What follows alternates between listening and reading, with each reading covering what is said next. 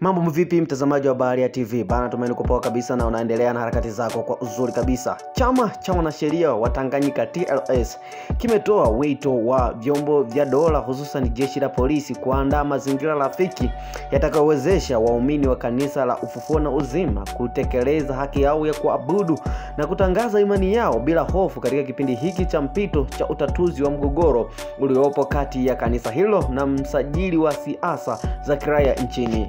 Taarifa ya TLS iliyotolewa na baraza la uongozi kupitia kwa wakili na rais wa TLS Boniface Mwabukusi imebainisha pia kuwa chama hicho kimepokea kwa masikitiko makubwa taarifa za kushambuliwa kwa waumini wa kanisa hilo linaloongozwa na Askofu Josephat Gwajima mnamo tarehe 29 Juni 2025 wakati waumini hao walipokusanyika kwa ajili ya kutekeleza haki yao ya kuabudu.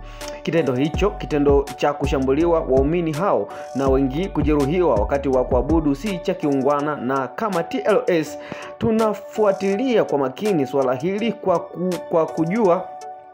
kwa kuwa tunajua linagusa haki ya kuabudu chini ya ibara ya 19 kifungu cha pili ya katiba inayotambua na kuhakikisha uhuru wa mtu binafsi wa kuabudu na kueneza dini yake, imesema taarifa ya TLS.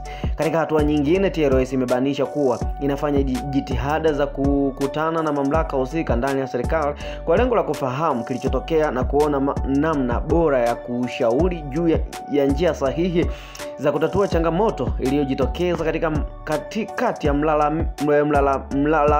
mamlaka na kanisa hilo la Ufufuo na Uzima kwa lengo la kudumisha amani, umoja na mshikamano wa Watanzania na taifa.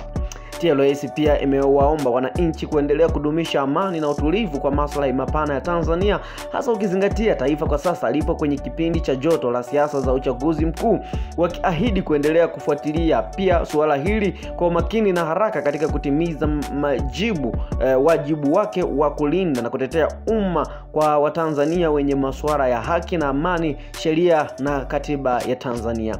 TLS imeahidi kutoa taarifa kwa umma mara baada ya kufanikiwa kukutana na pande zote mbili, mamlaka ya serikali na uongozi wa kanisa la Ufufuo na Uzima, bila kuathiri haki za kanisa na mawakili wao katika kupata haki yao. Sasa nataka nikusomee baadhi ya comment ambazo wadau mbalimbali wameweza kucomment hapa. Nataka nikusomee baadhi ya comment ambazo wadau mbalimbali wameweza kucomment. Kwanza kabisa nasema uchaguzi mkuu 2025 tunaenda na Dr. Samia. Huyo anasema na hao polisi wanaopiga raia bila kuvunja sheria wapelekwe mahakamani.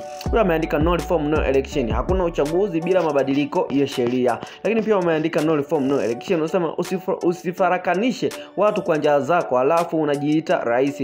Wale hawawezi kuzuiwa kuabudu. Ameweza kuandika hivyo. Anasema Tanzania inahitaji sheria ya ukomo wa rais wa Jamhuri ya Muungano wa Tanzania miezi 10 kabla ya uchaguzi mkuu wa taifa, kabla ya uchaguzi mkuu na taifa liwe chini ya mkuu wa majeshi kwa miezi 10. Faida ya sheria hii itatoa fursa huru ya kidemokrasia ili chama kiweze kufanya shughuli zake bila kubaguziwa. Jeshi la Tanzania JWTZ ni tiifu wala halifungamani na chama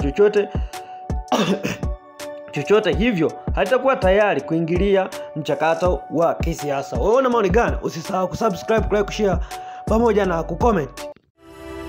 Asante kwa kuifuatilia Baharia TV. Usisahau kulike, kusubscribe, kucomment na kushare.